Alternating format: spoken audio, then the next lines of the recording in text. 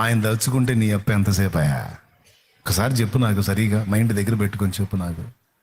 ఆయన తలుచుకుంటే నీ రోగం ఎంతసేపు, నీ సమస్య ఎంతసేపు, నీ రిపోర్ట్ మాత్రం ఎంతసేపు, నీ అప్పు ఎంతసేపు, నీ జీవితంలో నీ ప్రతికూలతలు ఎంతసేపు, నీ సమస్యలు ఎంతసేపు, నీ వారు ఎంతసేపు, నీ మనుషులు ఎంతసేపు? ఒక్క క్షణం చాలదు ఆయన కార్యాలకి.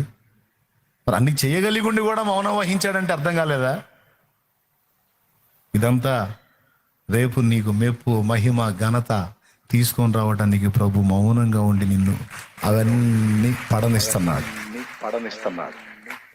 దేవునికి మహిమ కలుగును గాక. హల్లెలూయా. ఏమండి అంటే నా దేవుడు సమర్థుడు, నా దేవుడు చాలినవాడు కాబట్టి ఆయనే చూసుకుంటాడు. అనుమతించిన దేవుడే తప్పించగల ఇరుకుల విశాలత. అందరికి వందనాలు. ధైర్యంగా ఉండండి, సంతోషంగా ఉండండి, అయితే నవ్వండి, నిజంగా నవ్వండి, మనస్ఫూర్తిగా నవ్వండి, హ్యాపీగా ఉండండి, ధైర్యంగా ఉండండి. ఏ వచ్చినా నీ ప్రతాపాన్ని చూపించడానికే సిద్ధంగా ఉండు. మనం అప్పుడప్పుడు కూర్చొని అడుగుతాం, మన ప్రార్థన అంతా అది ఎక్కువ శాతం అసలు ఏం లేకుండా చేతండ్రి నీకు వందనాలయ్యా. ఈ పోరాటంలో సమస్యలు = కిరీటం రెండో పక్కన పెడతాడు. ఇదిగో దీనిలాగేమో కిరీటం అనుకోండి, అది రాబాయ్.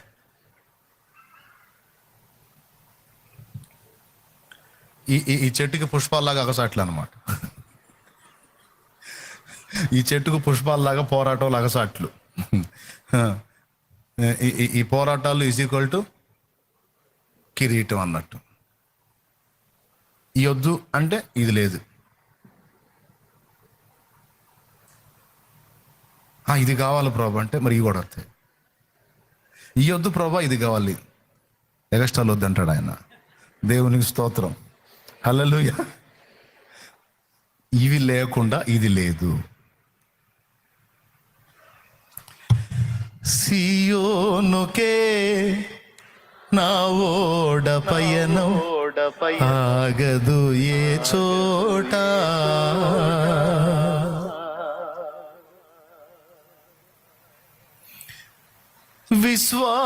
విశ్వాసముతోనే ఆరంభించితిని. భర్తను కోల్పోయింది ఒక ఆమె, ఇక్కడ కూర్చుంది. ఏం చేశాడు నాకు యేసుప్రభు అని ఎగ్గొట్ల. పోయినోడు అజ్ఞానంతో పోయాడు. నేను ఎందుకు మానుకుంటాను నా ప్రభుని, నాకు యేసు చాలు అనుకొని వచ్చి కూర్చుంది. నా దేవుని ప్రేమ అర్థం కానోడు వెళ్ళిపోయాడు. నాకు అర్థమైంది, నా ప్రాణం ఉన్నంత వరకు నా ప్రభుని వదిలిపెట్టని వచ్చి కూర్చుంది. ఆ వంక చూపించి అడ్రస్ లేకుండా వెళ్ళిపోవచ్చు లోకంలోకి, వెళ్ళలా. ప్రభు ప్రేమ రుచి చూసింది, ఇంకా వదిలిపెట్టుకోదలుచుకోవాల ప్రభుని. ఈ ప్రాణం ప్రభుతోనే పోవాలి. ఏమ్మా ఎట్లా విశ్వాసం ఉంది? ఎందుకు ఉండదన్నా? పోయినా ఎక్కడ ఉంటారు? నా ప్రభు దగ్గరే కదా ఉంటారు. తిరిగి కలుసుకుంటాం. నా దేవుడు నమ్మదగిన వాడు. నేను కోల్పోయిన వారిని, కోల్పోయినవన్నీ నాకు ఇవ్వగల సమర్థుడు. నాకు ఆ విషయంలో సందేహం లేదు. నేను ఎట్లా వదిలిపెడతాను విశ్వాసాన్ని? వదిలిపెట్టే ప్రసక్తి లేదు.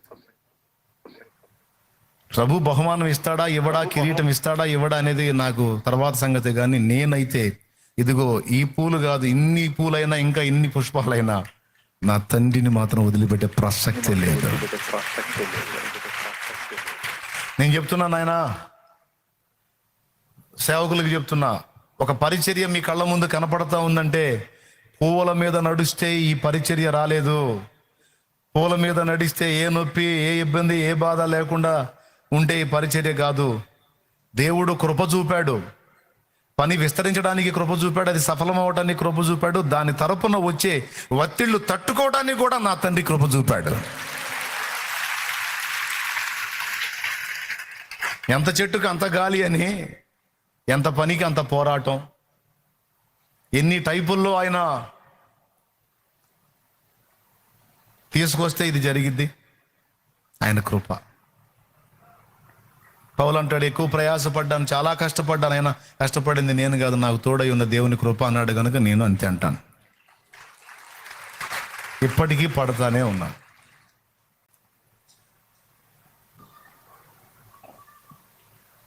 నీ కుటుంబం కోసం ఆరాట పడుతుంటావు, వాళ్ళే నీ మీద రివర్స్ అవుతారు. నువ్వు మేలు చేద్దాం అనుకుంటావు, వాళ్ళే కీడు తలపెడతారు. నలుగురిని బాగు చేద్దాం అనుకుంటావు, వాళ్ళే నీ మీద పడగెత్తి బొస కొడతారు. మోషే మీదకి లేచినట్టు, యోసేపు మీదకి లేచినట్టు నీ మీదకి లెగుస్తారు. కదిలితే మోషే మీద ఎగబడ్డారు వాళ్ళు. చూసారుగా మీరు వరుసగా నిర్గమకాండం చదవండి. అసలు మోషే స్థానంలో ఉండి చదవండి, ఏడుపు వచ్చింది. పాపం ఆయన బ్రతికే అంకితం చేసుకున్నాడు వాళ్ళకి. కానీ అడుగడుగున ఆయన్ని శోధిస్తూ వచ్చారు వాళ్ళు. పాపం ఎన్నిసార్లు ఏడ్చుకొని ఉంటాడో మోషే. పెట్టినంతా తింటారు, అన్ని ఇచ్చినవి అనుభవిస్తారు, మళ్ళీ బొస కొడతారు లేచి. కృతజ్ఞతాహీనంగా ప్రవర్తిస్తారు. అయినా సరే అలాంటి వ్యక్తుల్ని కూడా మోయాల్సిందే, అలాంటి వ్యక్తుల్ని కూడా మోసుకుంటూ రావాల్సిందే. అంతే, పోరాటం అంతే, తప్పదు. నీకు అన్ని అనుకూలంగా ఉండవు. వడ్డించిన విస్తర్లాగా అన్ని రెడీ చేసి ఉండవు తమ్ముడా. ఒక్కొక్కటి గెలుచుకుంటా రావాలి. దేవునికి స్తోత్రం కలుగును గాక. అయితే ఒక్కటి మాత్రం నిజం, పోరాటంలో నిన్ను ఉంచుతాడు కానీ నీ చెయ్యి మాత్రం వదలడు. నువ్వు ఆయన్ని హత్తుకున్నంత వరకు, ఆయనకి వెళ్ళి చూసినంత వరకు నిన్ను మునిగిపోనీడు. చేయబట్టుకొని నడిపిస్తాడు. ఇందులోనే మళ్ళీ నీకు సంతోషాన్ని ఇస్తాడు, ఇందులోనే మళ్ళీ నీకు సమృద్ధిని ఇస్తాడు, ఇందులోనే మళ్ళీ నీకు ఆదరణ ఇస్తాడు. అవసరమైనప్పుడు ఒకటి అనుమతిస్తూ ఉంటాడు. నిజంగా మీకు అర్థమైందా? పోరాటం లేని సేవ లేదు, పోరాటం లేని విశ్వాస జీవితం లేదు, ఉండబోదు. ఒకవేళ అలా ఉండాలి అనుకుంటే 2 తిమోతి 4:7 తీసేయాలి, 7వ వచనం తీసేయాలి. మంచి పోరాటము పోరాడి తిని. ఏంటి పోరాటం అంటే? అన్నం పెట్టకుండా ఎండగట్టాడు, అయినా సరే అన్నాడు. బట్టలు కూడా లేకుండా దిగంబరిగా నిలబెట్టాడు, అయినా సరే అన్నాడు. దారిని పోయేవాడల్లా దాన్ని పోయాడు, అయినా సరే అన్నాడు. అవమానంగా మాట్లాడారు, దూషించారు, అయినా సరే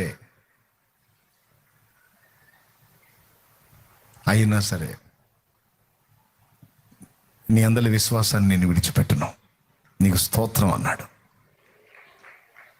ప్రియమైన బిడ్డలారా, ఈరోజు ఈ విషయాలు ఎందుకు చెప్తున్నానంటే, అన్నీ అనుకూలంగా పెట్టి ఇంక నువ్వు గెలిచింది ఏంటి, నువ్వు పోరాడింది ఏంది, నీ విజయం ఏంది, నీ విశ్వాస పరీక్ష ఏంది, రేపు దేవుని దగ్గర మెప్పు మహిమ ఘనత ఏంటి? నశించిపోవు సువర్ణము అగ్ని చేత పరిశుద్ధపరచబడును కదా, అంతకంటే అమూల్యమైన నీ విశ్వాసం. పేతురు రాసినటువంటి మొదటి పత్రిక 1వ అధ్యాయము 6-7 వచనాలు. ఇందువలన మీరు మిక్కిలి ఆనందించుచున్నారు గాని అవసరమును బట్టి నానా విధములైన శోధనల చేత ప్రస్తుతమున కొంచెము కాలము మీకు దుఃఖము కలుగుచున్నది. నశించిపోవు సువర్ణము అగ్ని పరీక్ష వలన శుద్ధపరచబడుచున్నది కదా, దానికంటే అమూల్యమైన మీ విశ్వాసం. బంగారం కంటే అమూల్యం అంట మన విశ్వాసం. ఈ శోధనల చేత పరీక్షకు నిలిచినదై పర్లేదా యేసుక్రీస్తు ప్రత్యక్షమైనప్పుడు మీకు మెప్పును మహిమయు ఘనతయు కలుగుటకు కారణమగును. ఏం మెప్పో? ఇప్పుడు అప్పు సంగతి ఏందంటారు కొంతమంది. అప్పుడు మెప్పు వద్దులే కానీ ఇప్పుడు అప్పు తీర్చమనన్నా అంటారు. ఆయన తలుచుకుంటే నీ అప్పు ఎంతసేపు అయ్యా? ఒకసారి చెప్పు నాకు, సరిగా మైండ్ దగ్గర పెట్టుకొని చెప్పు నాకు. ఆయన తలుచుకుంటే నీ రోగం ఎంతసేపు, నీ సమస్య ఎంతసేపు, నీ రిపోర్ట్ మాత్రం ఎంతసేపు, నీ అప్పు ఎంతసేపు, నీ జీవితంలో నీ ప్రతికూలతలు ఎంతసేపు, నీ సమస్యలు ఎంతసేపు, నీ వారు ఎంతసేపు, నీ మనుషులు ఎంతసేపు? ఒక్క క్షణం చాలదు ఆయన కార్యాలకి. మరి అన్ని చేయగలిగుండి కూడా మౌనం వహించాడంటే అర్థం కాలేదా? ఇదంతా రేపు నీకు మెప్పు మహిమ ఘనత తీసుకొని రావడానికి ప్రభు మౌనంగా ఉండి నిన్ను అవన్నీ పడనిస్తున్నాడు. దేవునికి మహిమ కలుగును గాక. హల్లెలూయా. ఏమండి, ఆత్మఫలం ఏమనగా అన్నాడు. ఆత్మఫలం ఏమనగా ప్రేమ, సంతోషము, సమాధానము, దీర్ఘశాంతము, దయాళుత్వము, సాత్వికము, విశ్వాసము, మంచితనము, ఆశానిగ్రహము. 9 తొనలు వస్తాయి ఆత్మఫలములో. 9 తొనలు వస్తాయి ఆత్మఫలములో. అందరూ నిన్ను ప్రేమించే వాళ్ళే నీ చుట్టూ ఉండి నిన్ను ప్రేమిస్తూ ఉంటే వాళ్ళని ప్రేమించి అసలు నేను ఎంత ప్రేమ గలదన్నో తెలుసా, అసలు అందరినీ ప్రేమిస్తాను, నేను ఎంత ప్రేమ గలవాడినో తెలుసా, అందరినీ ప్రేమిస్తా అంటే ఎట్లా? అది ఎట్లా ఎట్లా ఎట్లా ఎట్లా? నీ చుట్టూ నిన్ను ద్వేషించి ఇబ్బంది పెట్టే వాళ్ళని ప్రేమించావనుకో, అది ఆత్మఫలము. అది ఆత్మఫలములో భాగము. నిన్ను ఇబ్బంది పెట్టిన వాళ్ళని కూడా ప్రేమించేది అసాధారణ ప్రేమ. ప్రేమించే వాళ్ళని ప్రేమించడం సాధారణ ప్రేమ. అది లోకంలో వాళ్ళు కూడా చేస్తారు. మరి దేవుని యందలి విశ్వాసం ఉంచిన వ్యక్తిగా నీ స్పెషల్ ఏంటి? నీవు దేవుని కుమారుడివి, కుమార్తెవి అగునట్లు శత్రువుని ప్రేమించమన్నాడు. అది నీ స్పెషల్. నిన్ను ఇబ్బంది పెట్టేవాళ్ళు, నిన్ను విమర్శించేవాళ్ళు, నిన్ను గాయపరిచే వాళ్ళు నీ చుట్టూ ఉంటారు. వాళ్ళని తట్టుకొని నిలబడాలి. నువ్వు వాళ్ళని ప్రేమించాలి. ఎంత ఇబ్బందిగా ఉంటుందండి, ఎంత అసౌకర్యంగా ఉంటుందండి. అసలు వాళ్ళ ముఖాలు చూస్తే తన్నబుద్ధి అయింది. ముఖాలు చూస్తే లాగా ఒకటి పీకాలనిపించింది. అట్లాంటి వాళ్ళని ప్రేమించాలా? ఎట్లా? కానీ తప్పదు, నువ్వు చేయాలంటాడు. అబ్బో మన కష్టం ప్రభు అంటే, మరి అట్టయితే కష్టం మెప్పు ఉండదురా నాయన అంటాడు. నా మెప్పు ఉండదురా నీకు, నువ్వు చేయాలి అంతే. నీకు ఇష్టం ఉన్నా లేకపోయినా ప్రభువు చెప్పాడు, ఇక నువ్వు ప్రేమించాలంతే. తట్టుకోవాల్సిందే. మళ్ళీ వాళ్ళ కీడు తలపెట్టకూడదు, వాళ్ళ మీద ప్రతీకారం తీర్చకూడదు. మళ్ళీ తీరిస్తే మళ్ళీ మార్కులు పోతాయి. అర్థమైందా? మొత్తం 10 పాయింట్లకి రా ఈ ఎగ్జామ్ నీకు. మళ్ళీ వాళ్ళ మీద ప్రతీకారానికి దిగబోయావు, 5 పాయింట్లు పోయినాయి. అది కానీ చెయ్యిపోయినట్టయితే మొత్తం 10 అయిపోయేది, ప్రింట్ పడిపోయేది మొత్తం. చూడు, వాళ్ళని కూడా ప్రేమించి వాళ్ళకి ప్రతీకారం చేయకుండా వాళ్ళని ఆదరించడానికి ట్రై చేయి. 10కి 10. ఏం మార్కులో ఏమో, ఎంత సైకోలాగా ఉన్నారు. వీళ్ళని చూస్తే నరకాలనిపిస్తుంది. అసలు నరగటం కాదు, కొరగటం కాదు, కనీసం తిట్టడానికి కూడా లేదు. వాళ్ళకు నువ్వు చేసే సాయం ఆపటానికి కూడా లేదు. అంతే, నువ్వు చేస్తూ ఉండండి. మిమ్మును ప్రేమించు వారినే మీరు ప్రేమించిన యెడల లోకస్తులకు మీకు తేడా ఏందని యేసయ్యే చెప్పాడు. మీ పరలోకమందున్న మీ తండ్రికి మీరు కుమారులై ఉండునట్లు మీ శత్రువులను ప్రేమించుడి అన్నాడు.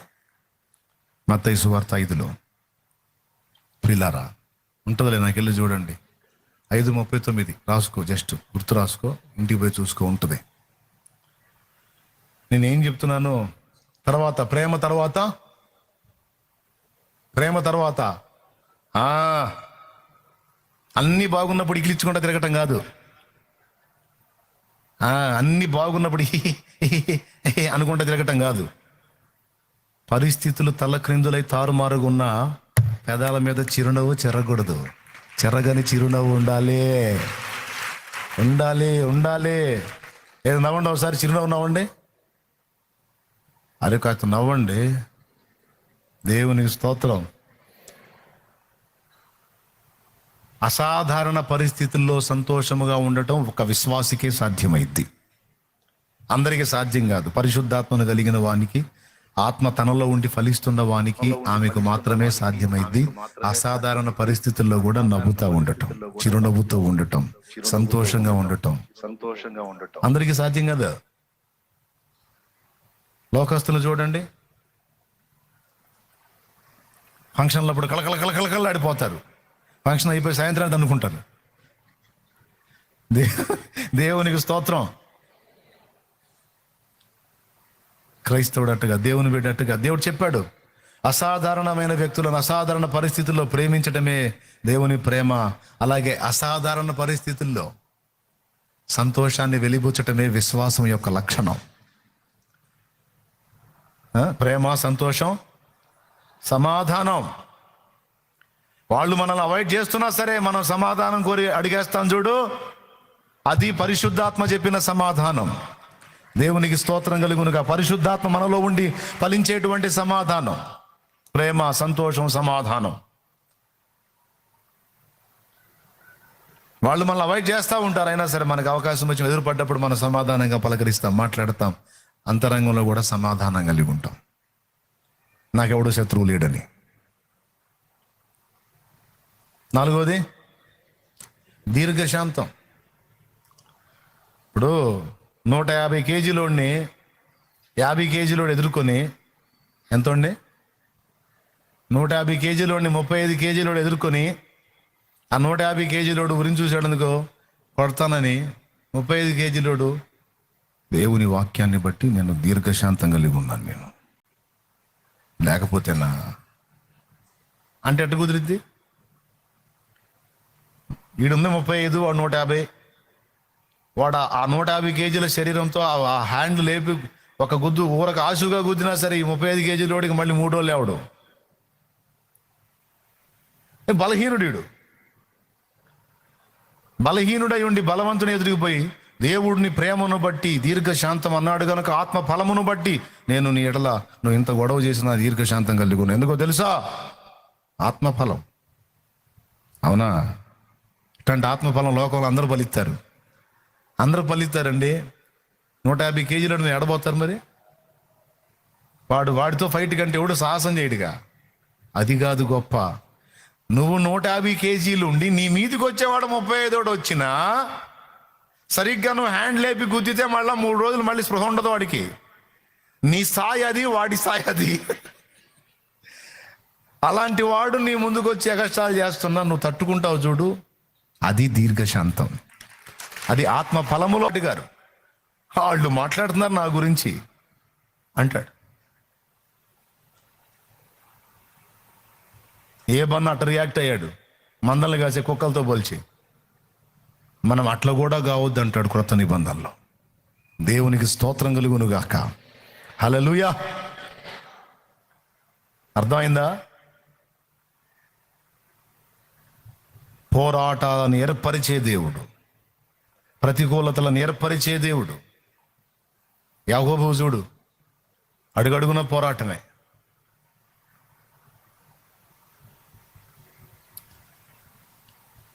అట్లా కొన్నిసార్లు ఇరికించబడ్డట్టుగా ఉంటుంది మన పని. అయితే భయపడాల్సిన అవసరం లేదు. ఎందుకంటే మనకు తోడై ఉన్నవాడు, ఆయనకి మనల్ని ఇరికించడం తెలుసు, ఆ ఇరుకులో మనల్ని విశాలతలోకి నడిపించటమో తెలుసు. ఆ ఇరుకులోంచి మనల్ని బయటికి ఎలా తేవాలో కూడా తెలుసు. కానీ ఈ మధ్యలో నీ విశ్వాస పరీక్ష, పోరాటము మొదలైనవన్నీ నీకు తేలాలి. అందుకనే దేవుడు మనందరి జీవితాల్లో ఎవరికి తగ్గ పోరాటాన్ని వాళ్ళకు ఉంచే ఉన్నాడు. ఏమండి? ఈ మాటలు వినటానికి బాగుంటాయి, కరెక్టే కదా అనిపిస్తాయి. ఇంటికి వెళ్ళినాక మళ్ళీ ప్రాక్టికల్ లైఫ్లోకి వెళ్ళిన తర్వాత అప్పుడు వీటి ఒరిజినాలిటీ అర్థమైద్ది అనమాట. ఏందో ఆ శాలేమన్న చెప్తున్నాడు కానీ ఆ చర్చికి పోతే అబ్బో వీళ్ళని భరించడం చాలా కష్టం, అబ్బో ఇవన్నీ చేయడం చాలా కష్టం అనిపిస్తుంది. కానీ భయపడద్దు, ఇబ్బంది పడద్దు, వెనకడుగు వేయొద్దు. మీరు ఎదుర్కొనేవన్నీ విశ్వాస జీవితంలో ఉన్నప్పుడు, అంటే విశ్వాసిగా ఉన్నప్పుడు నేను ఎదుర్కొన్నాను. అన్నిట్లో నుంచి నన్ను దాటించి మరో మెట్టెక్కించి సేవకుని అనుభవంలోకి తీసుకొచ్చాడు. ఒక సేవకుడుగా సేవకులు ఎదుర్కొన్న అనుభవాలు అన్నింటిలో నుంచి నేను వచ్చాను. ఒకటొకటి ఒక పోరాటం అనుమతించడం, దాన్ని అధిగమించిన తర్వాత మళ్ళీ ఇంకొకటి, దాన్ని అధిగమించి. అయితే ఎదురైన ప్రతి పోరాటం మీరు నమ్మండి నమ్మకపోండి ఒక్కొక్క మెట్టు ఎక్కించుకుంటా వస్తుంది, నన్ను ఒక మలుపు తిప్పుతా వస్తుంది. నేను అందుకే ఆ రెండింటిని పోల్చి చూపించాను. నేను పోరాటాలు, శ్రమలు, శోధనలు ఈజ్ ఈక్వల్ కిరీటము.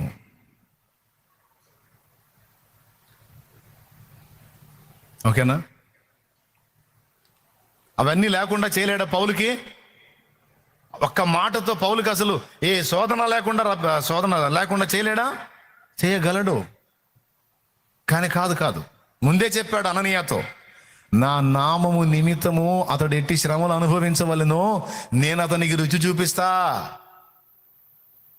చాలా ఉంది పోరాటం, మనోడికి ఫైటింగ్ చాలా ఉంది, లేదా నువ్వు పోయి చెప్పిన పని చేయిపో అంటాడు. చూడు అపోస్తల కార్యములు 9వ అధ్యాయం 15వ వచనం. చదువు. అందుకు ప్రభువు, నీ వెలుము, అన్యజనుల ఎదుటను రాజుల ఎదుటను ఇశ్రాయేలీల ఎదుటను నా నామము భరించుటకు ఇతడు నేను ఏర్పరచుకున్న సాధనమై ఉన్నాడు. ఇతడు నా నామము కొరకు ఎన్ని శ్రమలను అనుభవింపవలెను నేను ఇతనికి చూపుదునని అతనితో చెప్పాను. అదిగో చెప్పి చేస్తున్నాడు చూడు అక్కడ క్లియర్ గా.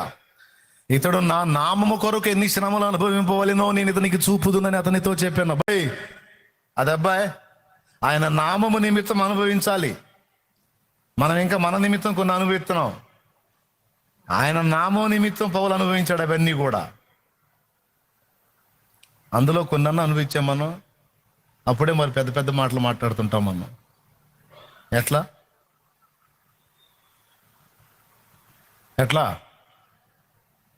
నా నామము నిమిత్తము ఎన్ని శ్రమలు అనుభవింపవలెనో నేను చూపిస్తా. ఇప్పుడు ఏమంటున్నాడు తిమోతికి రాసిన 2 పత్రిక 4:7, నీతి గల న్యాయాధిపతి నన్ను చూశాడు, నా ప్రయాసను చూశాడు, ఆ ప్రయాస అంతటికి ఆయనే కృప చూపాడు. విశ్వాస పోరాటములో విజయం సాధించేటట్టు నాకు తన హస్తాన్ని తోడుగా ఉంచాడు. ఇక మీదట నా కొరకు నీతి కిరీటం ఉంచబడి ఉంది. ఎంత నిశ్చయత అండి, ఎంత నిశ్చయత.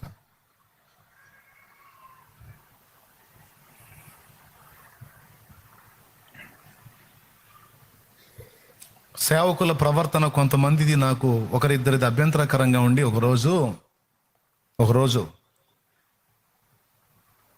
నాకు కొంచెం ఇరిటేట్ అనిపించింది. కొంతమంది ప్రవర్తన, నేను చెప్పేది ఒకటి వాళ్ళు చేసేది ఒకటి, కొంచెం నాకు చిరాకేసి ఇబ్బంది అనిపించి ఈ సంఘాలు వాళ్ళు వద్దులే, చేసినంత వరకు నేనే తిరిగి చేద్దాం లేకపోతే వదిలేద్దాం అని అనిపించింది ఒకరోజు. వీళ్ళందరినీ పెట్టుకొని సేవకులు పరిస్థితులు ఇవన్నీ ప్రతిదీ ఒత్తిడి, వాళ్ళ సాధక బాధలు బాగోగులు స్థితిగతులు ఇవన్నీ మళ్ళీ నేను ఒకటి చెబుతాను వాళ్ళు ఒకటి చేస్తారు. మళ్ళా కొంతమంది వాళ్ళ స్వార్థకాంక్షతో ఆలోచించే వాళ్ళు ఉంటారు. ఇవన్నీ అవసరమా నాకు అనిపించింది ఒకరోజు. సైతాను శోధనలాగా అనిపించి ఇంకా సంఘాలు వద్దులే అనుకున్నా.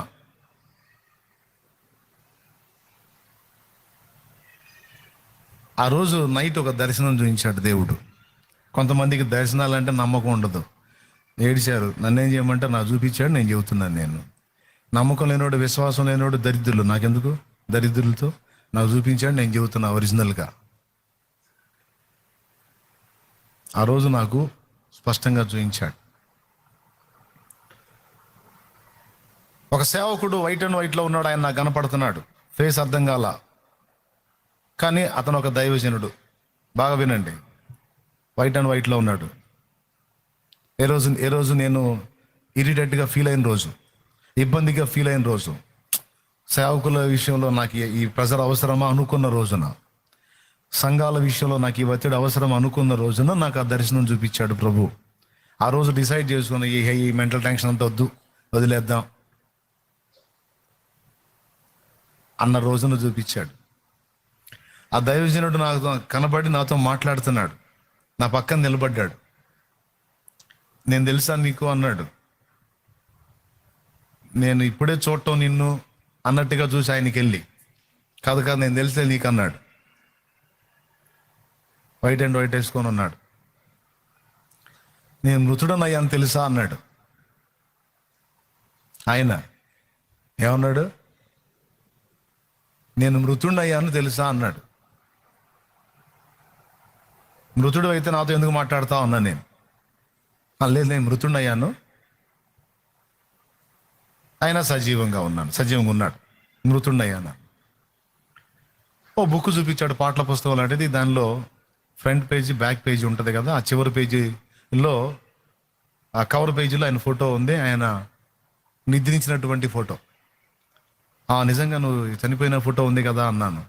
మరి నేను చెప్పట్లేదా, నేను నిద్రించాను అన్నాడు. మరి బ్రతికే ఉన్నావుగా నువ్వు అంటే, సరే నిద్రించానని అయితే ఒప్పుకుంటావు కదా అన్నాడు. ఇక్కడ ఫోటోను బట్టి ఒప్పుకుంటా అన్న. ఇదంతా ఎందుకు? మీ ఇంటి అడ్రస్, మీ ఇల్లు అడ్రస్ చెప్పు, నేను అక్కడికి పోయి మీ వాళ్ళని అడిగి వస్తాను, అసలు నువ్వు చనిపోయావు బతికున్నావు అన్న.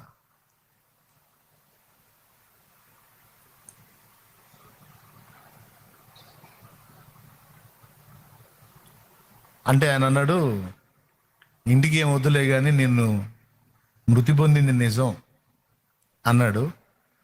ఇంటికి వద్దు, కావాలంటే నిన్ను నేను ఆత్మల ప్రపంచానికి, ఆత్మల లోకానికి తీసుకెళ్తాను పద అన్నాడు.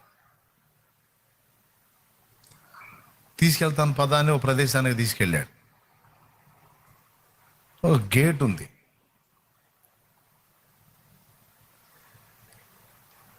ఆ గేటు బయట నన్ను ఉంచాడు. ఎవరితో నీకు సాక్ష్యం చెప్పించమంటావు అన్నాడు. నేను మృతి నొంది తిరిగి లేచితనని, అదేగా ఆయన అర్థం. నేను మృతి నొందితనని ఎవరితో నీకు సాక్ష్యం చెప్పించమంటావు? ఎవరు చెప్పాలో నీకు? ఎవరు కావాలి నీకు అన్నాడు. వాస్తవంగా నేను బైబిల్లో బాగా లైక్ చేసేది ఆ కీర్తనాకారుడు దావీదు, యోసేపు, దానియేలు, పాత నిబంధనలో భక్తులు వీళ్ళు. క్రొత్త నిబంధనలో పౌలు, పేతురు భక్తులు అందరిని లైక్ చేస్తాను. కానీ నాకు తెలియకుండానే ఆశువుగా పౌలు అన్నాను. ఎవరి చేత చెప్పించమంటావు నీకు అంటే నా నోటనే పలికిచ్చాడు పౌలు అని. తర్వాత నేను ఆ మాట పలికితే పౌలుని రమ్మన్నానేంది అనుకుంటున్నాను నేను. ఆ గేట్ తీసుకొని లోపలికి వెళ్ళాడు. ఆయన లోపలికి వెళ్తున్నప్పుడు, ఆ గేట్ ఓపెన్ చేసి లోపలికి వెళ్తున్నప్పుడు లోపల చాలా కోలాహలంగా, చాలా సందడిగా ఉంది. ఆ క్లైమేట్ ఎలా ఉందంటే నాకు లోపలికి వెళ్ళాలనిపిస్తుంది, కానీ లోపల రానిలా. లోపలికి వెళ్ళాడు. కొన్ని క్షణాల్లో బయటికి వచ్చాడు. తనతో పాటు ఒక వ్యక్తి వచ్చాడు. ఆ వ్యక్తి వస్త్రాలు మన సైనికులు వేసుకునే కాకి వస్త్రాలు లాంటివి ఉన్నాయి. ఆయన ఒంటి మీద బట్టలు కాకి వస్త్రాలు లాంటివి ఉన్నాయి. ముఖం మీద మచ్చలు ఉన్నాయి. దాదాపు 3 భాగాలు జీవితం అయిపోయిన వ్యక్తి వయస్సు. అంటే దాదాపు ఒక 55 నుంచి ఆ ప్రాయంలో కనపడ్డాడు. ఇప్పటి కాలాన్ని బట్టి చూస్తే ఇప్పుడేంది, ఇక 50 దాటినాయంటే జీవితంలో చాలా భాగం అయిపోయినట్టు. ఎందుకంటే ఇక 70 ఏళ్ళకి ఫైనల్ కదా ఇప్పుడు ఆ లెక్కలో తీసుకుంటే. ఆయన దాదాపు 55 ఏళ్ళు ఆ ప్రాయంలో ఆ ఏజ్ కనపడుతూ ఉంది ఆయన ఫేస్లో. ఇంకొంచెం దగ్గరగా 60కి సమీపంలో ఉన్న ఫేస్ కనపడుతుంది. ఆయన బయటకు వచ్చి చాలా సాఫ్ట్గా, చాలా దీనంగా ఆయన అడుగుతున్నాడు, ఎవరయ్యా నన్ను పిలిచింది ఎవరు, నన్ను కోరింది ఎవరు అని అడిగాడు. నేనన్నాను, మీరెవరు అన్నాను. నేనయ్యా పౌలుని అన్నాడు. పౌలుని అన్నాడు. నన్ను పౌలు అంటారయ్యా అన్నాడు. ఇక నేనేం మాట్లాడలా. ఆయన్ని కౌగిలించుకొని ఏడుస్తున్నా. ఆయన నన్ను నెట్టేయలేదు, తోలివేయలేదు, నేను ఎందుకు ఏడుస్తున్నావు అని కూడా అడగలేదు. తన బాడీని అలాగ అప్పచెప్పి ఊరుకున్నాడు, నిలబడ్డాడు. అంటే బాధపడుతున్నప్పుడు, ఎవరన్నా మనల్ని హత్తుకొని బాధపడుతున్నప్పుడు మనం అలాగ అప్పగించుకుంటాం కదా, వాళ్ళ ఓదార్పు కలిగిందాక. అట్లా నిలబడి అప్పగించుకున్నాడు ఆయన. నేను ఏడుస్తూ ఉన్నాను. ఈలోపు ఈ పక్కన ఉన్న ఆయన అదృశ్యం అయిపోయాడు. పౌలును హత్తుకొని ఏడుస్తూ ఉన్నాను. ఆ ఏడుపులోనే మెలకు వచ్చింది. తర్వాత కూర్చొని ఆలోచించుకున్నాను, నాకు కలిగిన ఈ దర్శన భావం ఏంటి అని. అప్పుడు దేవుడు మాట్లాడుతున్నాడు. పౌలుకు అప్పగించిన పరిచర్య నన్ను ప్రకటించుట, అనేక ప్రాంతాల్లో సంఘములు కట్టుట, శిష్యులను తయారు చేయుట. నీవు ఆ పని చెయ్యాలి. నీ మీద నా ఏర్పాటు అది. నేను ఇట్లా చెయ్యను అంటే ఎట్లారా? అన్ని పరిస్థితులు అనుకూలంగా ఉంటాయా? ప్రతికూలతలు రావా? ప్రతికూలతల్ని తట్టుకొని ముందుకు వెళ్ళవా? కొంచెం నొప్పి తగలగానే, కొంచెం ఇబ్బంది కలగగానే ఇబ్బందిగా, ఇరిటేట్గా ఫీల్ అయిపోయి అసలు ఈ పనే మానేస్తానా ఎట్లారా? నీ మీద ఉన్న నా ఏర్పాటు ఇది అని ఆ రోజు చూపించాడు. ఆ తర్వాత మళ్ళీ సంఘాలు తిరగటం మొదలుపెట్టి అప్పటి నుంచి ఇప్పటిదాకా ఆ పరిచర్య ఇలా కొనసాగిస్తా దేవుని కృపను బట్టి ఇప్పుడు చిన్నగా 200 ప్రాంతాలు దాటి వెళ్తా ఉంది బండి. కొడితే గడ్డి కొట్టు. హల్లెలూయా. 200 ప్రాంతాలంటే చిన్న విషయం కాదండి. 200 ప్రాంతాలంటే చిన్న విషయం కాదు. ఈ జీవితానికి చాలా కృప దొరికినట్టు నాకు. దేవునికి మహిమ. కాబట్టి అర్థమైంది కదా. దేవునితో నడక, విశ్వాస జీవితం అంటే వడ్డించిన విస్తరే కాదు, పోరాటాల్లో ప్రయాణం. కానీ భయపడాల్సిన అవసరం లేదు, ఎందుకంటే పిలిచినవాడు నమ్మదగినవాడు, ఆయన చెయ్యి వదలడు. ఇన్ని రకాలు వచ్చిన ఓడ పగిలిపోయింది సముద్రంలో, కానీ పౌలు చావలేదు. దొంగలు పట్టుకొని కొట్టారు, కానీ పౌలును చంపలేకపోయారు. ఈ రాళ్ల దెబ్బలు తగిలినాయి, రాళ్ల దెబ్బలు పౌలుని చంపలేకపోయినాయి. కొరడాల దెబ్బలు పౌలుని చంపలేకపోయినాయి. చివరికి దేవుని సమయం ఆసన్నమైనప్పుడు, దేవుడు అనుమతించినప్పుడు పౌలు పరదైసుకు చేర్చబడ్డాడు. అంతవరకు దేవుడు నియమించిన సమయం వచ్చేంత వరకు పౌలు ఎలా నిద్రించాడో కూడా బైబిల్లో రాయబడలా. తెలుసా మీకు?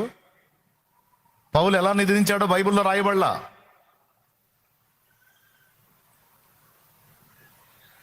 దేవుడు సమయం ఇచ్చినప్పుడు తీసుకున్నాడు, దేవుడు సమయం ఆసన్నమైనప్పుడు తీసుకున్నాడు. అప్పటిదాకా ఎన్ని రకాల పెను తుఫానుల్లో గుండా నడిచిన పౌలు హస్తాన్ని దేవుడు పట్టుకొని బలపరిచినందున పౌలు యాత్ర నిర్విరామంగా సాగింది. నేను ప్రతిసారి చెప్పేటువంటి మాటలలో దేవుడు నిన్ను ఆదుకుంటాడు, ఆదరిస్తాడు, నీకు సహాయం చేస్తాడని చెప్తూనే మరో పక్క ఈ శ్రమల పర్వం, శోధనల పర్వం అనేది మనకు తప్పదు అనే బోధ నేర్పించుకుంటూ వస్తున్నాను. మీరు ఎంతమంది గుర్తుంటుంది? ఈరోజు కూడా అదే చెప్పాను నేను. పోరాటాలు తప్పవు, ఆటుపోట్లు తప్పవు, ప్రతికూలతలు తప్పవు.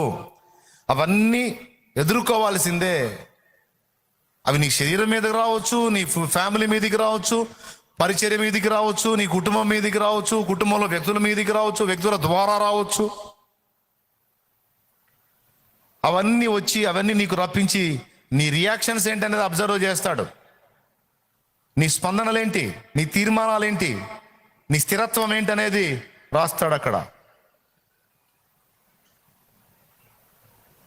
అర్థమైందా? రాకుండా అయితే ఉండవు. అన్ని రావాల్సిందే, అన్ని ఎదుర్కోవాల్సిందే.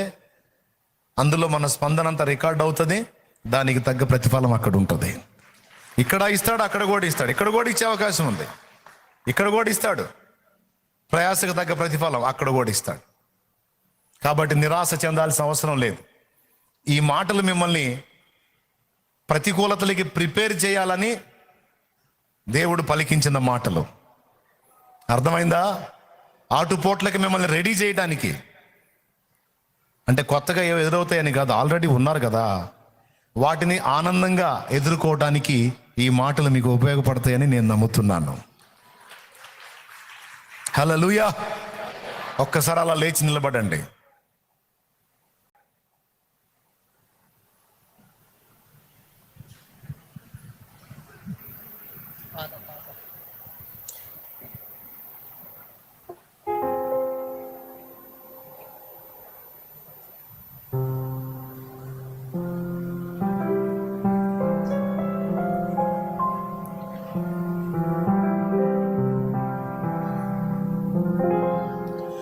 నా జీవిత యాత్రలో ఎన్నో తుఫానులు. నాతో మాట్లాడాడండి, నాతో మాట్లాడిందే నేను మీతో మాట్లాడుతున్నా. కొన్ని ఎదురవుతాయి కదా, ఈ మధ్య కూడా కొన్ని ఎదురైనాయి. ఏంది ప్రభా అంటే, మరేం ఉండవురా, చల్లగా వెళ్దు కానీ ఇవన్నీ ఉంటాయి, ఇవన్నీ తట్టుకొని చేయాలిరా సేవ. నువ్వు ఎరగందేముంది, కొత్త కాదుగా నీకు. నడు, ఎదురవుతాయి. ఒకటొకటి నేను దాటించుకొచ్చాను ఇంత దూరం. ఇక ముందుకు నువ్వు తోడై ఉన్నాను, భయపడకు, సాగు ముందుకి. వేరే రకంగా నేను రియాక్ట్ అవుదామంటే కానివట్లా, కాకూడదు. అయ్యావంటే మార్కులు పోతాయి. ఓర్చుకో, సహించు, భరించు, క్షమించు, ప్రేమించు, వదిలే, అంతే. నా జీవిత యాత్రలో ఎన్నో తుఫానులు, నా జీవిత యాత్రలో ఎన్నో తుఫానులు, అయినా నా యేసు నా పక్షమయ్యుండగా,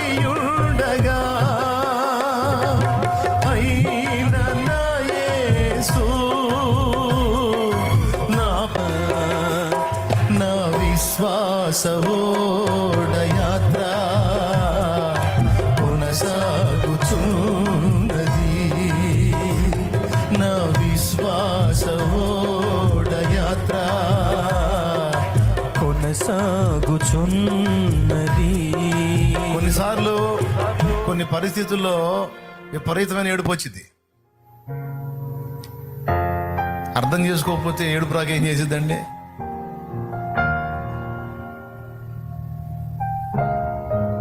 అప్పుడు కూడా అది గమనిస్తూ ఉంటాడు, వీడి ఎట్లా యాక్ట్ అవుతున్నాడని. ఏడుపు వస్తే ఏడ్చుకో, కానీ నీ స్పందనల విషయంలో జాగ్రత్త. కొన్ని పరిస్థితులను బట్టి చాలా దుఃఖం కలిగితే దేవుని పాదాల దగ్గరికి వెళ్ళే కూర్చొని, నీకే స్తోత్రం ప్రభువా, తట్టుకునే శక్తి అయ్యా, తాళుకునే బలమే అయ్యా అని దేవుని పాదాలు పట్టుకొని, తమ్ముడు ఓర్చుకోవటానికి సిద్ధపడితే తగినంత బరువు మోపుతాడు. చిన్నదానికే ఇబ్బంది పడి, చిన్న వాటికే కంగారు పడి, చిన్న వాటికే ఏదో గందరగోళం అయిపోతే ఎక్కువ బరువు ఎట్ట మోపుతాడయా? ఒక పెద్ద బరువు నీ నెత్తిన, నీ భుజం మీద ఉంచి, ఒక పెద్ద వెయిట్ నీ మీద మోపి నేను ముందుకు నడిపించాలంటే నువ్వు చిన్న బరువులకే మెలికలు తిరిగిపోయి, అబ్బో నా వల్ల కాదు, అబ్బో నేను తట్టుకోలేను, అయ్యో నా వల్ల కాదు అంటే, ఆహా ఇతని స్టామినా ఇంత, ఏమి స్టామినా ఇంత అని చెప్పి ఆ చిన్న వాటితోనే ఆపేస్తాడు. మోయటానికి నువ్వు ఎంత సిద్ధమో మోపటానికి దేవుడు అంత సిద్ధం. నీ బలాన్ని ఎరిగే నీకు మోపుతాడు. ఏమి నా కుమారుడా, విస్తారమైన ఆత్మల్ని ఏమంటున్నావు? మోస్తావురా? తట్టుకుంటావా? మోస్తావు ప్రభు, నువ్వు ఉన్నావు కదా నాకు తోడు. కొన్ని ఒత్తిళ్ళు ఎదురవుతాయి, కొన్ని ప్రెజర్స్ ఉంటాయి, మెంటల్ టెన్షన్స్ ఉంటాయి, ప్రతికూలతలు ఉంటాయి. ఎట్లా? పర్లేదు ప్రభా, పర్లేదు, నీ కొరకు కరిగిపోవాలి, ఖర్చు అయిపోవాలి, ఇది నాకు మహద్భాగ్యం కదా, నీ కృప కదా, పర్లేదు నియమించు, నేను వెనకడిగైనా నువ్వు నాకున్నావు. జగదుత్పత్తికి ముందుగానే ఏర్పరచుకొని నన్ను పిలచితివా, నీ పిలుపే స్థిరపరచనే, నీ కృపయే బలపరచనే, నీ కృపయే ఈ పరిచర్యను గ్రహించెను,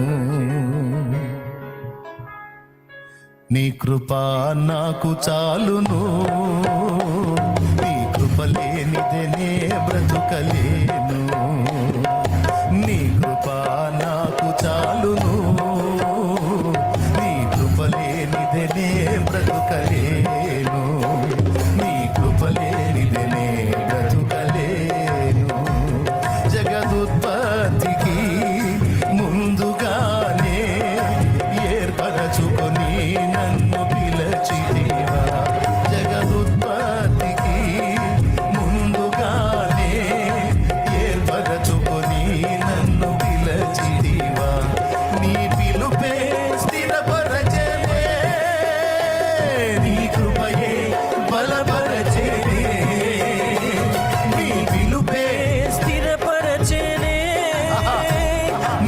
కృపయే బలపరచెనే, నీ కృపయే ఈ పరిచర్యను నాకు అనుగ్రహించెను. నీ కృపయే ఈ పరిచర్యను నాకు అనుగ్రహించెను. నీ కృప నాకు చాలును, నీ కృప లేనిదే బ్రతకలేను. నీ కృప నాకు చాలును, నీ కృప లేనిదే బ్రతకలేను. నీ కృప లేనిదే బ్రతకలేను. హల్లెలూయా. ఆలోచించండి. పోరాటాలు లేకుండా మెప్పుందా? మన గొప్ప ఏముందండి? సింపుల్, పెద్ద ప్రసంగమే అవసరం. మీకు బుర్ర సరిగ్గా పనిచేస్తే పోరాటం లేకుండా నీ గొప్ప ఏముంది? ఇక నీ పంచనం ఏముంది చెప్పు, నాకు అర్థం కాదు. సింపుల్, మైండ్ బాగా పనిచేసినోడు. ఏమయ్యా నువ్వు సాధించింది ఏముంది? ఇక నీ పోరాటం ఏముంది? ప్రతికూలతలు లేకుండా ఆటుపోట్లను తట్టుకొని నిలబడకపోతే నీ గొప్ప ఏముంది? దేన్ని బట్టి మెచ్చుకోవాలి? బా, కఠినమైన పరిస్థితి ఎదురైనా నా కుమారుడా నిలబడ్డావురా, గ్రేట్ అనద్దు అనద్దు. ప్రతికూలతలు ఎదురైనా విశ్వాసమందు స్థిరముగా నిలిచి నా కొరకు పోరాడావు నా కుమారి, గ్రేట్ అనొద్దు. మరి లేకపోతే ఇంక దేని బట్టి అంటాడు? చెప్పండి, ఆ మొక్క కూడా మీరు చెప్పండి, నేను ముగిస్తాను. మరి దేన్ని బట్టి మెచ్చుకోవాలి చెప్పండి? నీకు ఏ పోరాటం లేకుండా, ఏ నొప్పి లేకుండా, ఏ ఇబ్బంది లేకుండా, ఏ శ్రమ లేకుండా, ఏ ప్రతికూలత లేకుండా, ఏ ఒత్తిడి లేకుండా, ఏ బాధ లేకుండా, ఏ శోధన లేకుండా, ఎటువైపు నుంచి ఏ విధమైన ఇబ్బంది లేకుండా అన్ని ఆయనే చూసుకుంటే మరి ఇక నిన్ను బా నా కుమారుడా భేష్ అని ఎందుకు అనాలి? నా కుమార్తె భేష్ అని ఎందుకు అనాలి? అన్ని మనం అనాలి ఆయన్ని.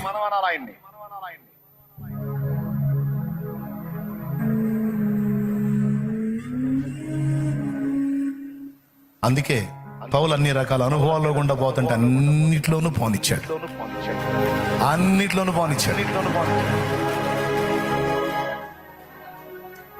పౌలు అడగల ఈ లేకుండా చేయని, ఈ పోరాటాలు లేకపోతే ఇక నా ప్రతాపమే ఉంది, నా యోధత్వమేముంది. అది ఎంతమందికి అర్థమైంది? పోరాటాలు ఎదురు కాకపోతే నీ గొప్పతనం ఏముంది చెల్లి?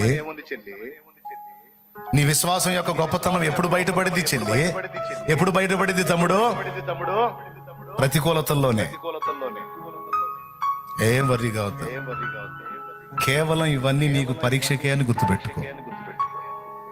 అందులో నువ్వు ఒక్కొక్క మెట్టు ఎక్కుతూ వస్తున్నప్పుడు దేవుని హస్తం నీకు బలంగా తోడై ఉండి దాటిస్తా ఉంటాడు, భయపడద్దు. ఇక ప్రార్థన చేస్తాను, ధైర్యం తెచ్చుకొని ధైర్యంగా ముందుకు సాగండి. పోరాటాలు ఎదురైనప్పుడు నీ యోధత్వానికి ఒక అవకాశం వచ్చినట్టు సిద్ధపడు, నీ ప్రతాపాన్ని చూపించడానికి ఒక ఛాన్స్ వచ్చినట్టు సిద్ధపడు. అంతేగాని కృంగిపోయి కుమిలిపోయి వ్యధవతనాన్ని చూపించవాకు. ఏ తనాన్ని? పెద్ద చెప్పండి, ఇంకోసారి చెప్పండి, యథోతనాన్ని చూపించవాకు. నిరాశపడి నిరుత్సాహపడి నీరు గారిపోయి అబ్బో అమ్మో కష్టం మనోళ్ళగా ఇట్లాంటి ఏదో మాటలొద్దు. రాని తండ్రి నీకు స్తోత్రం రాని, నీకు తెలియకుండా వచ్చిద్దా? నువ్వే చూసుకుంటావు లేపా. నేను భయపడను, దిగులు పడను తండ్రి, తప్పించిన నువ్వే దాన్ని తప్పిస్తావు. నేనైతే నీ ఆత్మను బట్టి, నీ ఎందలి విశ్వాసాన్ని బట్టి సంతోషంగా ఉంటాను. పరిశుద్ధ తండ్రి, ఈ శుభవేళ నీ బిడ్డలందరినీ, నన్ను, మమ్మల్ని అందరినీ ఇక్కడ తీసుకొచ్చి నాతోనూ మాతోనూ అందరితోనూ మాట్లాడారు. కొన్నిసార్లు ఈ ఒత్తిళ్లు నాకు కొంచెం ఇబ్బంది అవుతున్నాయి, కొన్నిసార్లు నాకు ఇది ప్రెజర్ అవుతుందంటే, నా కుమారుడా ఒత్తిళ్లు లేకుండా, ప్రెజర్ లేకుండా, పోరాటం లేకుండా నీ గొప్పతనం ఎలా తెలిసిద్ది? నీ పౌరుషం, నీ పరాక్రమం ఎలా బయలుపడిద్ది? నీ మొండితనం, నీ పట్టుదల, నీ కార్య దీక్ష దక్షత ఎట్లా తెలిసిద్ది? ఇన్ని ప్రతికూలతలు ఎదురైతున్నా మొక్కవోని దీక్షతో నువ్వు పోరాడి ముందుకెళ్తున్నావు చూడు, అక్కడ నీ పోరాట పటిమ నాకే కాదు దూతలందరికీ అర్థమైంది. రేపు కోట్ల కోట్ల కోట్ల దూతలు మనుషులందరి ఎదుట నీకు మెప్పు మహిమ ఘనత కలగడానికి అది కారణమైంది. ఎదురవుతున్న పోరాటాల్లో, విశ్వాస పరీక్షల్లో నిరుత్సాహపడక, నీరుగాలిపోక, విశ్వాసమందు స్థిరముగా ఉండి మంచి మనస్సాక్షిని, విశ్వాసమును కాపాడుకో అని ఈరోజు నా తండ్రి మాట్లాడుతున్నాడు. దేవా, ఈరోజు నీ స్వరము మాకు వినిపించినందుకు నీకు వందనాలు, వందనాలు, వందనాలు, వందనాలు, వందనాలు. మా బిడ్డలందరినీ కూడా జ్ఞాపకం చేసుకో. ఎవరు వేటిని బట్టి కృంగిపోయారో, ఎవరు ఏ పరీక్షలలో విస్మయం ఉన్నారో నా ప్రభువా, ఎవరు వేటిని బట్టి దిగులు పడి ఉన్నారో, దేని బట్టి అధైర్యపడి ఉన్నారో, ఈరోజు ముక్కు సూటిగా మాట్లాడావు. పోరాటం లేకపోతే నీ వీరత్వం ఏముంది అని, వీరత్వం బయటపడేది.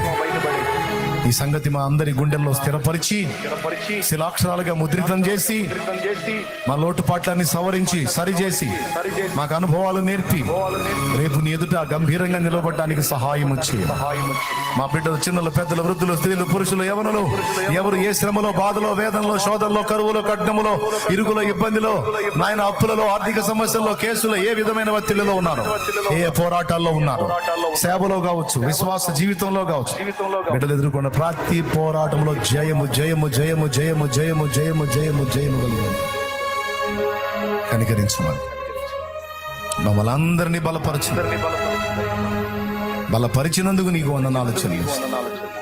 పోరాటాలు వద్దని ఎప్పుడు అనవునాయన, కానీ పోరాటంలో జయించే శక్తిని ఇవ్వని మాత్రం అడుగుతాం, జయమీయమని మాత్రం అడుగుతాం. జయించిన గుంపులో మమ్మల్ని ఉంచు. యేసు నామములో పొంది ఉన్నాం తండ్రి, ఆమేన్. బిడ్డల విశ్వాసంతో తెచ్చిన నూనె నీ శక్తితో నింపి అది వినియోగించి ప్రార్థించడం ద్వారా స్వస్థత చేకూర్చు. రోగులైన వారికి అది దివ్యౌషధంగా మార్చి బాగుచ్చు. కృతజ్ఞతలు చెల్లిస్తూ యేసు నామములో ప్రార్థిస్తున్నాం తండ్రి. ఇక్కడున్న బిడ్డలే కాదు, లైవ్ ద్వారా, జూమ్ ద్వారా అనేక మంది అందుబాటులోకి వచ్చారు, వేలాదిగా. వారిని కూడా దర్శించు, వారిని కూడా దీవించు, వారిని కూడా ధైర్యపరచు. పరాక్రమశాలురుగా చెయ్యి. పిరికితనం, అల్ప విశ్వాసం, అధైర్యం, కృంగిపోయే మనసు, నీరుగారిపోయే మనసు యేసు నామములో తొలగిపోవును గాక. పౌరుషము, పరాక్రమము కలిగి, విశ్వాసము కలిగి నా పరిస్థితులని నా తండ్రి చూస్తా ఉన్నాడు. నాకు పోరాటాన్ని నేర్పుతున్నాడు నా దేవుడు. నేను ధైర్యపడను అనే దీక్ష పొందిన వారి ధైర్యం తెచ్చుకుని ముందుకు సాగే కృప వారికి నీ మాకు దాచి యేసు నామములో ప్రార్థిస్తున్నాం తండ్రి, ఆమేన్. మన తండ్రి అయిన దేవుని ప్రేమ, ఆయన ప్రియ కుమారుడు, మనందరి ప్రాణప్రియుడైన యేసయ్య శాశ్వత నిత్య కృప, పరిశుద్ధాత్మతోడి మనోహర దివ్య సహవాసం, సమాధానం సమకూడిన మనకు సకల పరిశుద్ధులకు, సార్వత్రిక సంఘమంతటికి, మన తోడి యోధులందరికీ సదా తోడై నడిపించును గాక, ఆమేన్. ప్రవేశ రక్తమునకు జయ, ప్రవేశ రక్తమునకు జయ, ప్రవేశ నామమునకు సంపూర్ణ విజయం కలుగును గాక, ఆమేన్.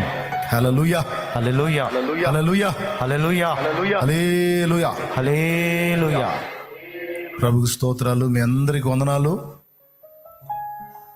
దైవజనులు ప్రార్థన చేస్తారు, చక్కగా నూనె రాసి ప్రార్థన చేయించుకోండి.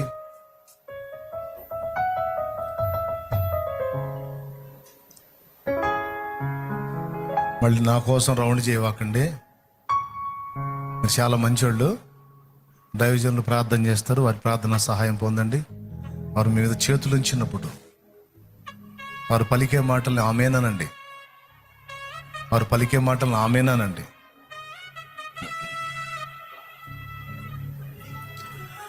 శోధనలో ప్రభు సన్నిధి దొరికెను, సన్నిధి దొరికెను, వేదనలేరణ భూమిగా మారెను, భూమిగా మారెను.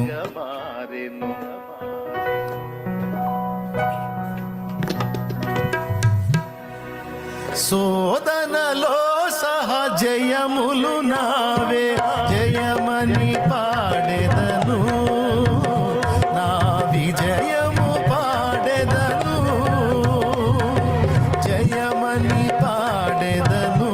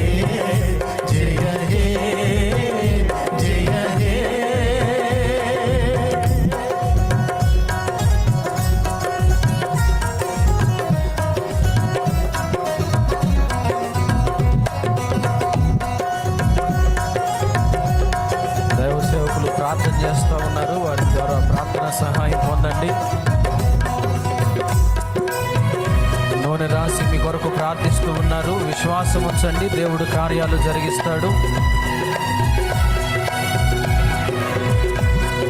నా ఎక్కువ పోరాటం పెద్ద చెప్పాలి. కూర్చొని కుమిలిపోతే ఏడితే మొత్తుకుంటే ఎవరు ఏడవాలా? ఆగిపోయారేంది? నువ్వే అనండి. ఎందుకంటే నా పని చేయను. దేవునికి స్తోత్రం. అంటే నా దేవుడు సమర్థుడు, నా దేవుడు చాలినవాడు, కాబట్టి ఆయనే చూసుకుంటాడు. అనుమతించిన దేవుడే తప్పించగల ఇరుకుల విశాలత. అందరికి వందనాలు. ధైర్యంగా ఉండండి, సంతోషంగా ఉండండి, కాస్త నవ్వండి, నిజంగా నవ్వండి, మనస్ఫూర్తిగా నవ్వండి, హ్యాపీగా ఉండండి, ధైర్యంగా ఉండండి. ఏ వచ్చినా నీ ప్రతాపాన్ని చూపించడానికే సిద్ధంగా ఉండు. God bless you. వందనాలు. సెలవు. నా కోసం కూడా ప్రార్థన చేయండి. మీరే ఒప్పుకున్నారు పోరాటాలు మాకంటే నీకే ఎక్కువ అని. జయం రావాలని చేయండి. రైట్.